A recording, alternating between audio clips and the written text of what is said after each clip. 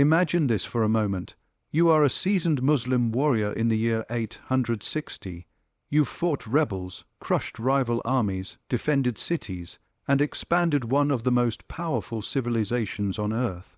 You believe you've seen every kind of enemy imaginable, and then they arrive from the sea, tall ships with dragon heads slicing through the waves, warriors who do not fear death, who laugh while killing, who burn cities not for land, not for power, but for glory and plunder.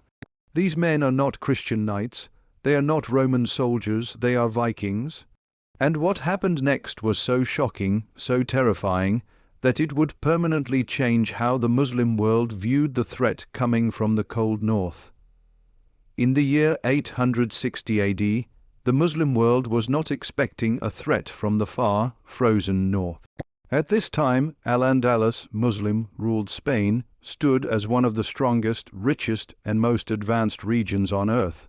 Its cities were centers of learning, trade, architecture, and military power. Cordoba alone was larger and more developed than most European capitals. Muslim leaders believed their greatest dangers would come from internal rebellions, rival Muslim factions, or Christian kingdoms to the north. The sea, for them, was mainly a source of trade and prosperity, but that belief was about to be shattered in a way no one saw coming. Suddenly, strange ships began appearing on the horizon. Long, narrow vessels moving with terrifying speed, their prows carved into dragon heads that seemed almost alive as they cut through the waves. These were not ordinary pirates. They were Vikings, warriors from Scandinavia who had already spread fear across England, France, and parts of the Mediterranean. But now, for the first time on such a scale, they were targeting Muslim lands directly. What made this moment so shocking was not just the attack itself, but how unexpected it was. The Vikings came from a world completely foreign to Al-Andalus.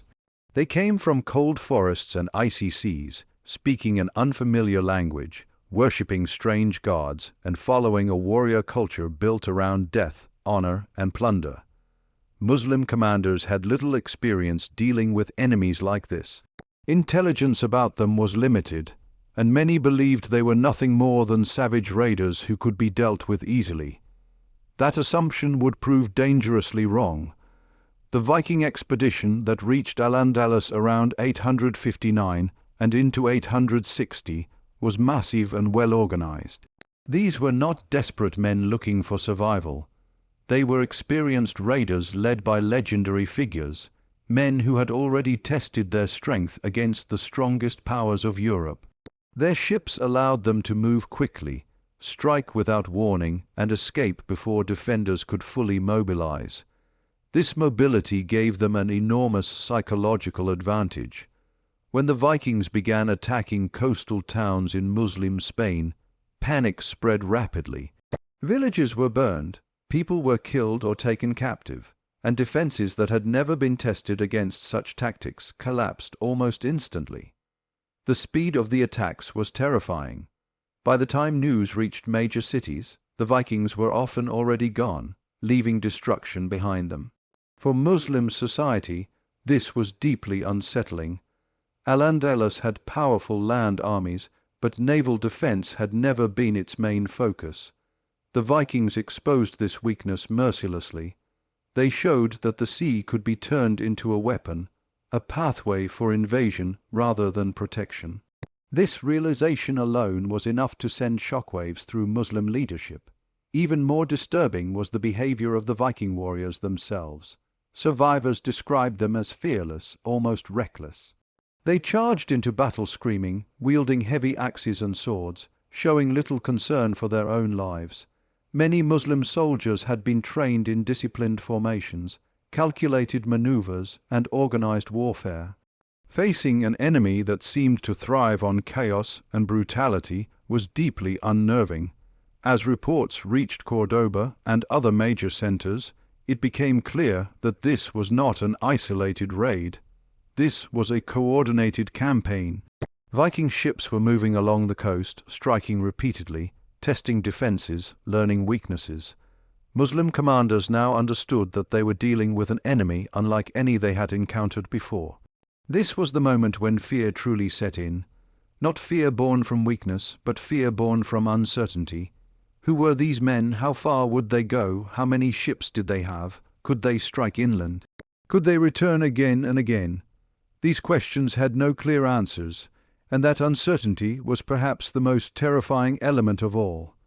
The year 860 thus marked a turning point. The Muslim world could no longer afford to ignore the northern threat. The Vikings had announced themselves not just as raiders, but as a force capable of challenging one of the most powerful civilizations of the age. The psychological impact of this realization cannot be overstated. From this point forward, Muslim historians began documenting Viking movements with unusual urgency. Coastal defenses were no longer optional.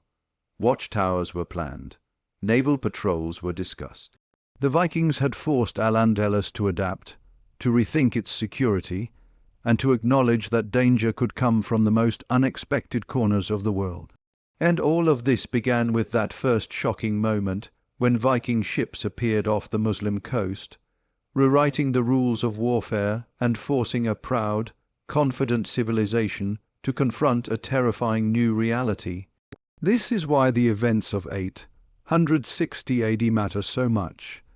They represent the moment when the Muslim world realized that the age of Viking terror was not confined to Christian Europe. The storm from the north had arrived, and it would not be easily forgotten. At first, Muslim commanders did what experienced leaders often do when facing a new enemy. They underestimated them. From their perspective, this made sense. The Muslim armies of Al-Andalus were disciplined, well-trained, and battle-hardened. They had defeated rebellions, rival Muslim factions, and Christian kingdoms for decades. Their soldiers were organized, armored, and commanded by men who understood strategy and battlefield control. Compared to that, the Vikings appeared to be little more than savage sea raiders from a cold, distant land. This initial underestimation would become one of the most dangerous mistakes of the entire conflict. To Muslim commanders, the Vikings didn't look like a real army. They didn't march in neat formations. They didn't carry banners of a recognized empire. They didn't send envoys or demands. They simply arrived, attacked with terrifying speed, and vanished. Many leaders assumed that once these raiders were confronted by a proper army, their courage would collapse. After all, how could men who lived for plunder stand against trained warriors fighting for faith, homeland, and order? But the first real clashes shattered these assumptions almost instantly. When Muslim forces finally engaged Viking warriors in direct combat, they were stunned by what they encountered. The Vikings did not fight cautiously. They did not hesitate. They did not retreat when faced with resistance. Instead, they charged forward with raw aggression, screaming battle cries, slamming shields together, and swinging heavy axes capable of splitting armor and bone in a single blow. This kind of warfare was deeply unsettling. Muslim soldiers were trained to maintain formation, to rely on coordination and discipline. The Vikings, on the other hand, thrived on chaos. They broke lines intentionally. They targeted leaders. They rushed into close combat where fear, noise, and brutality overwhelmed logic and structure. Even seasoned fighters found themselves shaken by the sheer intensity of these encounters. And then there was the psychological terror. Muslim chroniclers later wrote about how Vikings seemed unafraid of death. Some fought on even after being wounded. Others laughed or shouted as they charged forward. To Muslim warriors, whose faith taught discipline and purpose in battle, this behavior felt unnatural, almost inhuman. These were men who seemed to welcome death rather than avoid it. This was not just physical combat. It was mental warfare. The Vikings understood something instinctively: fear spreads faster than fire. Their appearance alone caused panic. Their reputation grew with every raid. Stories spread of entire villages wiped out, of defenders cut down without mercy, of warriors who refused to surrender even when surrounded. Each new story made the next confrontation even more terrifying. Then came the tactical shock. In one of the key engagements, Muslim forces believed they had gained the upper hand when Viking fighters appeared to retreat. To experienced commanders, this looked like a victory. The enemy was breaking, the lines were collapsing, but it was an illusion. The Vikings suddenly turned and counterattacked with brutal force, catching Muslim troops off guard. This feigned retreat, a tactic rarely used by Muslim armies at the time, caused confusion and chaos. Lines broke, orders were lost, panic spread. For the first time in years, Muslim soldiers were not confident of victory. They were fighting an enemy whose tactics they did not fully understand, whose mindset felt alien, and whose fearlessness made traditional intimidation useless. Even when Muslim forces managed to push the Vikings back, the cost was higher than expected, and the victory felt hollow because something had changed. The Muslims had realized that they were not facing ordinary raiders. They were facing a warrior culture that glorified violence, rewarded bravery, and believed that dying in battle was an honor. This belief made the Vikings incredibly dangerous. You cannot threaten men who do not fear death. You cannot easily break warriors who believe the battlefield is their path to glory. This realization struck deep. Muslim commanders began to understand that strength alone was not enough. Numbers alone were not enough. Discipline alone was not enough.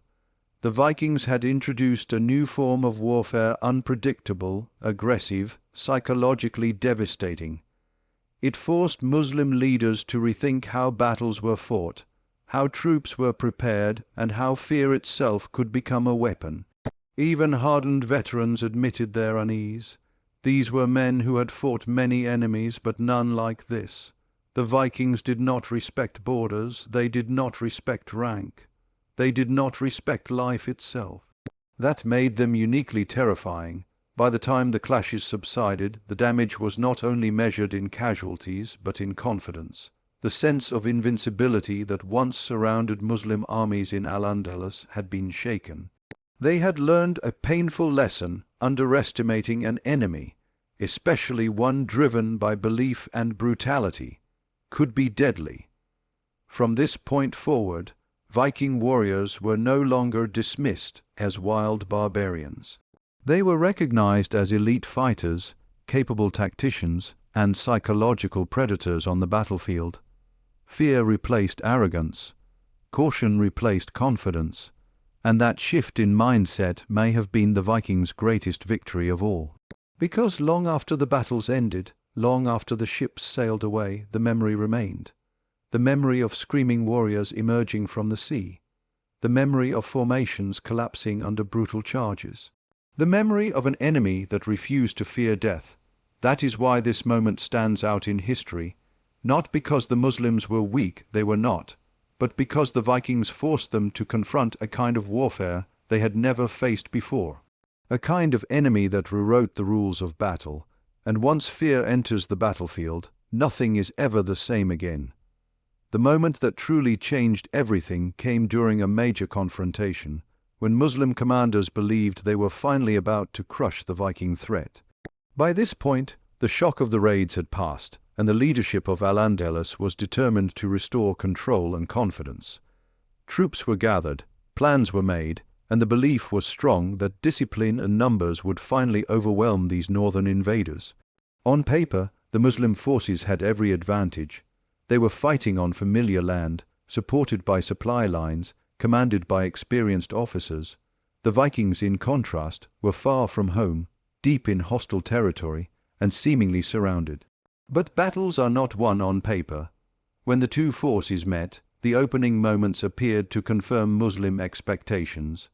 Viking fighters advanced aggressively, as they always did, but the Muslim lines held firm. Shields locked, orders were shouted, arrows flew. For a brief moment, it looked like the Vikings were being contained. Then something happened that no one expected. The Vikings began to pull back. To Muslim commanders, this looked like the turning point they had been waiting for. The enemy was retreating, the pressure was working, the disciplined formation had done its job. Believing victory was near, Muslim troops surged forward to press the advantage. This was a common and logical response in traditional warfare. When your enemy retreats, you pursue, break their morale, and finish the battle. But this retreat was not real. In a sudden, violent shift, the Vikings stopped, turned, and attacked with terrifying precision. What looked like panic was actually a trap. The Viking warriors slammed back into the advancing Muslim troops with renewed fury, catching them mid-movement, when formations were loosening and coordination was weakest. Axes crashed into shields, spears thrust into exposed ranks, screams replaced commands, chaos exploded across the battlefield. Muslim lines that had been solid moments before now began to fracture. Units became separated. Officers struggled to regain control. Soldiers who had expected a quick victory suddenly found themselves fighting for survival. The Vikings had deliberately pulled them out of position, drawing them into close combat where Viking strength and brutality were most effective. This moment was devastating not just tactically, but psychologically. For Muslim soldiers trained to rely on order and structure, the sudden collapse of control was terrifying. Battles were supposed to follow patterns. Commands were supposed to matter, but here everything dissolved into noise, blood, and confusion. The Vikings fought at arm's length, face to face, roaring as they struck, refusing to give ground. Even worse, they seemed unstoppable. Muslim chroniclers later described how Viking warriors continued fighting despite wounds that should have taken them out of battle. Some were struck down only after multiple blows. Others fought on while bleeding heavily. To those watching, it felt as though these men simply did not feel pain the way others did. Whether this was exaggerated by fear or not hardly mattered. Perception itself became reality on the battlefield. Panic began to spread. Once panic enters an army, it moves faster than any weapon. Soldiers who see their comrades fall begin to doubt. Doubt turns into hesitation. Hesitation turns into fear, and fear breaks armies faster than swords ever could. Muslim troops, despite their courage, were now facing an enemy that did not react the way enemies were supposed to react. The Vikings did not slow down. They did not retreat. They did not beg for mercy. They pressed forward relentlessly, exploiting every gap, every moment of hesitation. Even when Muslim forces attempted to regroup, the psychological pressure was overwhelming. Every shout, every charge, every axe strike reinforced the same terrifying idea: these men could not be intimidated. Eventually, through discipline, numbers, and sheer determination, Muslim forces managed to stabilize the situation and push the Vikings back. The battle did not end in complete disaster. The Vikings were not invincible. They could be wounded, they could be driven away, but that was not the point anymore. The damage had already been done. This confrontation shattered a critical assumption that Viking success relied only on surprise raids and weak defenses. Now it was clear that they could stand toe-to-toe with a powerful Muslim army and survive. More importantly, they could disrupt even the best organized forces using tactics designed to confuse, unnerve, and break morale. For Muslim commanders, this was deeply unsettling. They realized that victory against the Vikings would never be simple or clean. Every engagement carried the risk of sudden chaos. Every pursuit could be a trap. Every battle demanded constant caution. This forced a complete re-evaluation of battlefield strategy. Aggression had to be balanced with restraint. Confidence had to be tempered with suspicion. And beneath all of this was fear, not fear of defeat, but fear of unpredictability. An enemy you understand can be managed. An enemy you don't understand becomes a nightmare. The Vikings embodied that nightmare. They did not fight for territory. They did not fight for political dominance. They fought for honor, plunder, and glory. Their goals were different, and that made their behavior impossible to predict using traditional logic. This made every encounter dangerous, even when the Muslims technically held the advantage. After this battle, Muslim soldiers carried something new with them into future engagements: hesitation. Not cowardice, but awareness. Awareness that rushing forward could mean walking into a trap. Awareness that fearlessness itself could be used as a weapon. Awareness that the Vikings had mastered psychological warfare long before the term even existed. This is why this battle stands out in history. It was not the bloodiest. It was not the largest. But it was the most revealing. It showed that the Vikings were not just raiders of villages, but tacticians capable of manipulating enemy behavior. It proved that even powerful, disciplined armies could be shaken by unpredictability and terror. And it forced the Muslim world to confront a hard truth: strength alone does not guarantee safety. From that point onward, the name Viking carried a different weight. It no longer meant just ships on the horizon. It meant deception, ferocity, chaos, and a willingness to drag even the strongest armies into confusion and fear. And once that lesson was learned, it was never forgotten. After the shock of the Viking raids and the terrifying confrontations on land, the leaders of Al-Andalus came to a realization that was impossible to ignore. This threat was not temporary. It was not a one-time disaster that could be forgotten once the enemy sailed away. The Vikings had exposed something far more dangerous than lost battles or burned towns. They had exposed a weakness, and that weakness lay along the coast. For generations, the Muslim world in Iberia had focused its military strength inland. Armies were designed to defend cities, suppress rebellions, and confront rival kingdoms across land borders.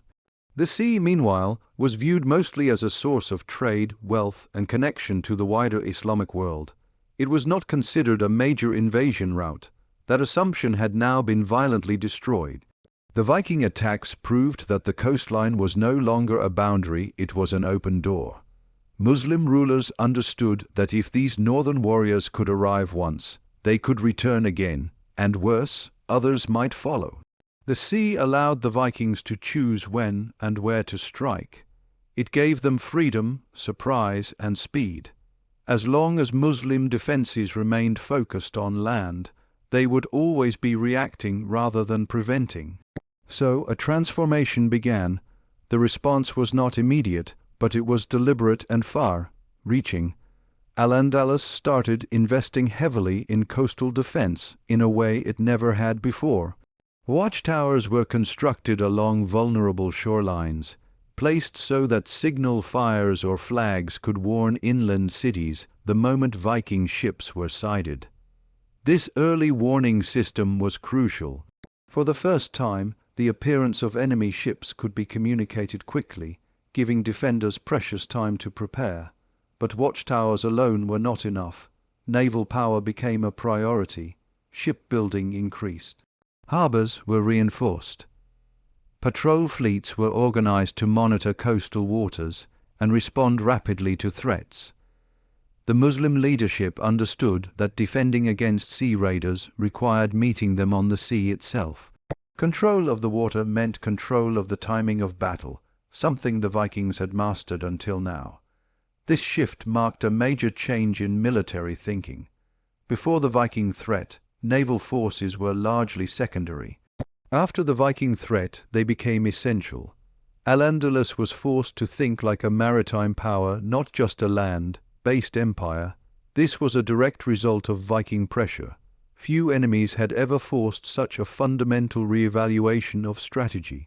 The psychological impact of these reforms was just as important as the physical defenses.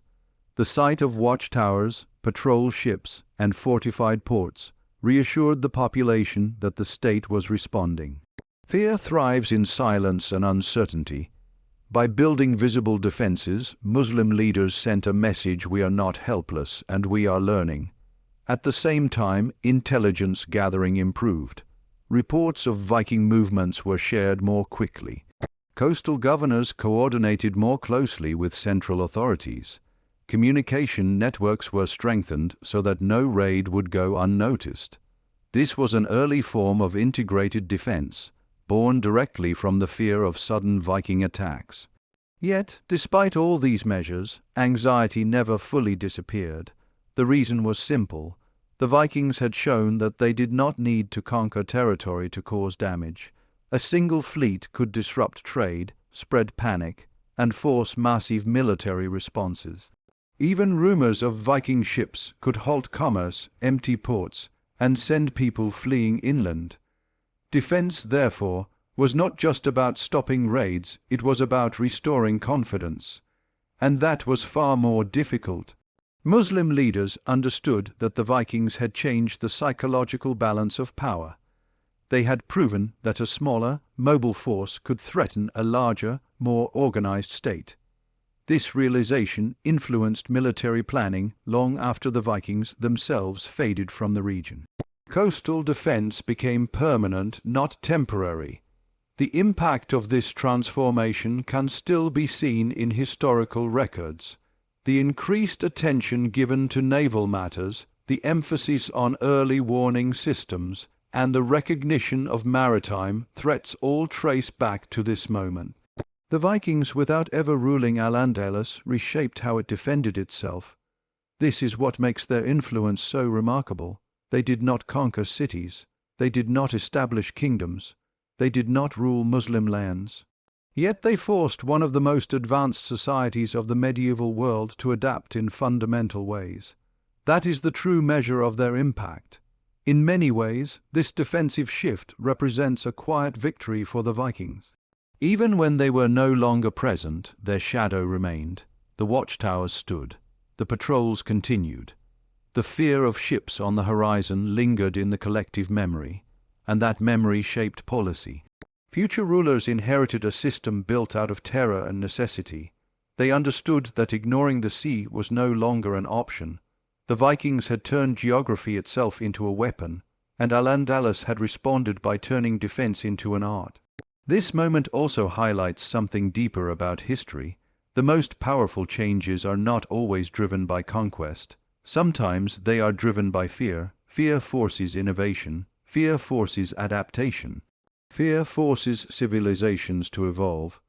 The Vikings may have come as raiders, but they left as teachers, brutal, unwanted teachers who delivered their lesson through fire and steel. And that lesson was simple. No empire, no matter how advanced, is ever completely safe. Not when the world is connected by water. Not when enemies are willing to strike without warning. Not when the horizon itself can carry danger.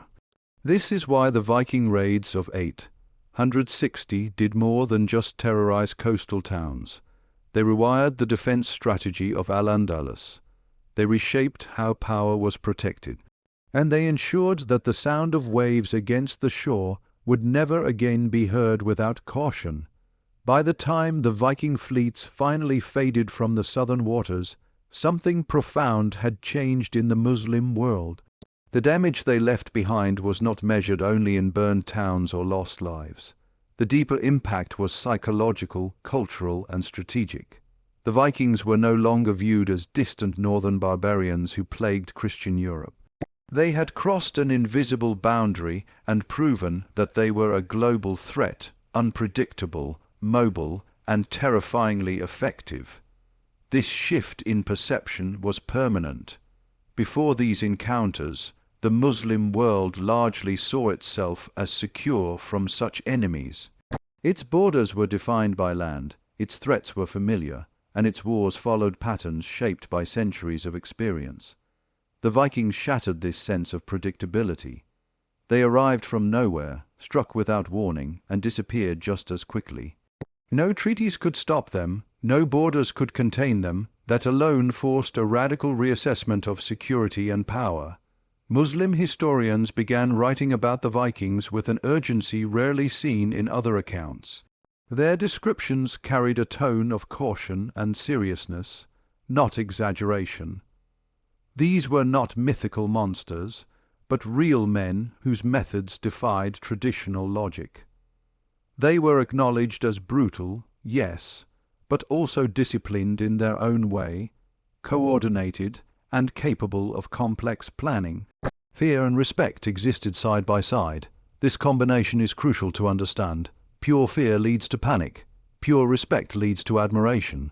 But fear mixed with respect leads to vigilance, and that vigilance reshaped how the Muslim world prepared for future threats.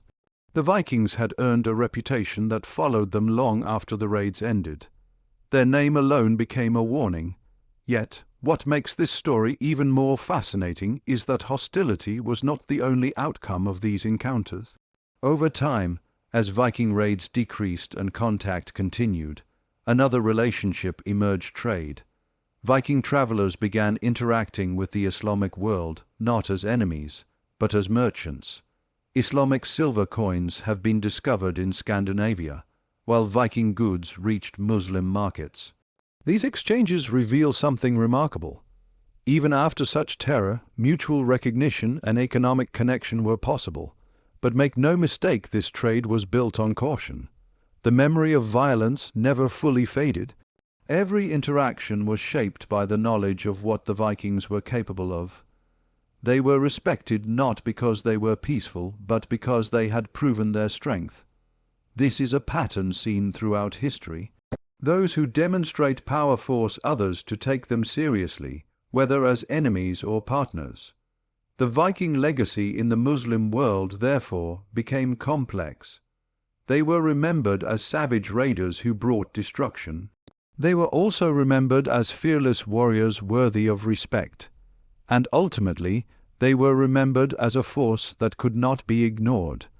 This recognition elevated the Vikings from regional threats to global actors. They were no longer confined to the cold north or the shores of Christian Europe. Their reach extended into the heart of the Mediterranean world.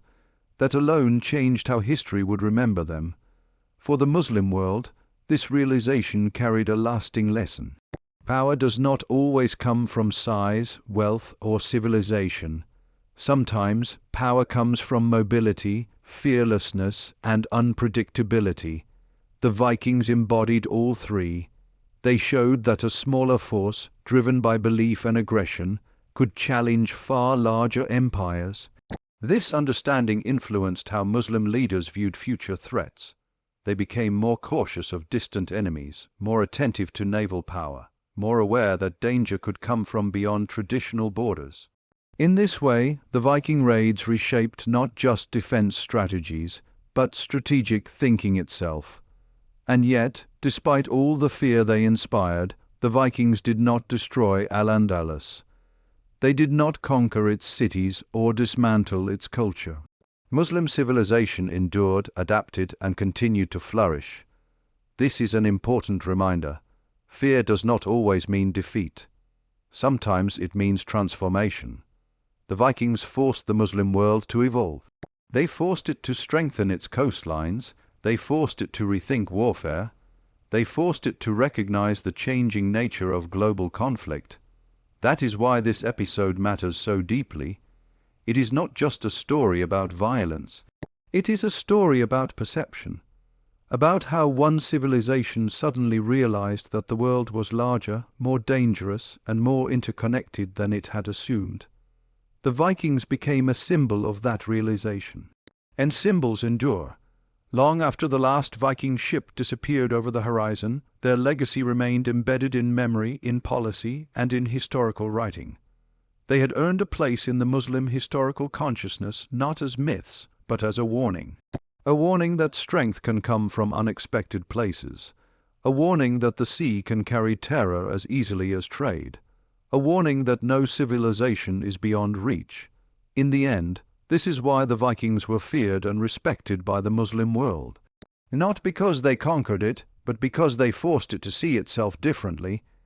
They forced it to confront vulnerability, adapt to new realities, and prepare for a future where threats would no longer come only from familiar directions. That is the true legacy of the Viking encounter.